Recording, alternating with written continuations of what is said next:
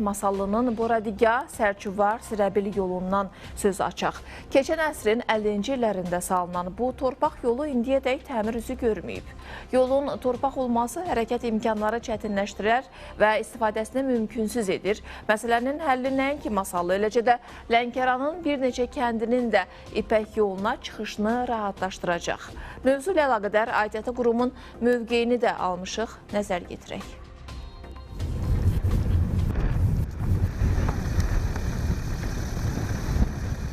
Yolumuz bərbad vəziyyətdədir. Yəni buradan biz gedə bilmirik.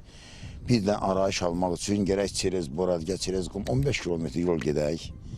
Sərsivara çıxa birdən arayış alaq. İpək yoluna çıxışımız buradandır yalnız. Bu düzəlsə çox yaxşı olar. Söhbət Masallı rayonunun Boradigah, Sirəbil, Sərçuvar istiqamətində uzanan 6 kilometrlik yoldan gedir. Ötən əsrin 50-ci illərində salınan bu yol indiyədək asfaltlanmayıb. Hazırda sözü gedən yol nəqliyyat vasitələrinin hərəkəti üçün demək olar ki, əlverişli deyil. Nəticədə sakinlər İpək yoluna çıxmaq üçün əlavə yanacaq sərf edərək kilometrlərlə artıq məsafə qət etməli olurlar.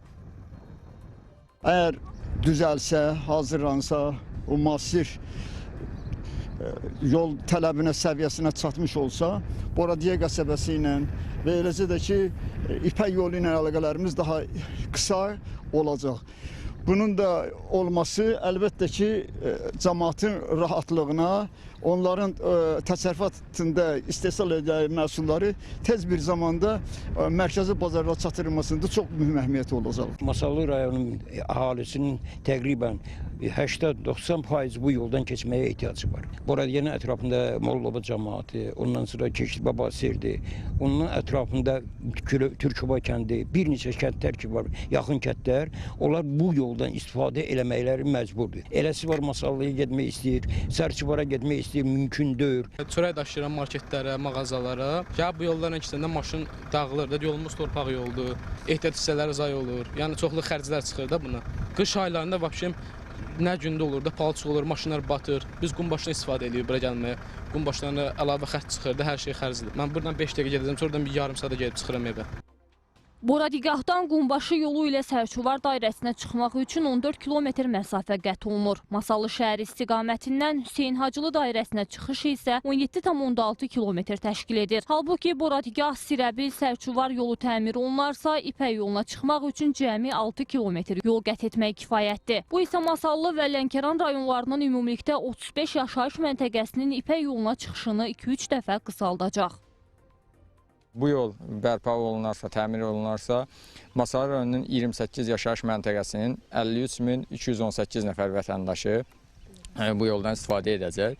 Lənkəran rayonunun 7 yaşayış məntəqəsinin 12.910 nəfər vətəndaşı bu yoldan istifadə edəcək. Bu yol 6 kilometrlik məsafə bərpa olunduğu zaman isə vətəndaşlarımızın rifah halı daha da yaxşılaşacaq.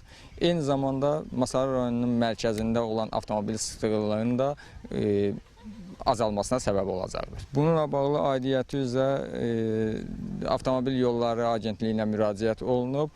Əlbəttə ki, məsələyə dair Avtomobil Yolları Agentliyinin mövqeyini də öyrənməyə çalışdıq. Qurumun mətbuat katibi Anar Nəcəfli bildirdi ki, bununla əlaqədar artıq təkliflər hazırlanıb.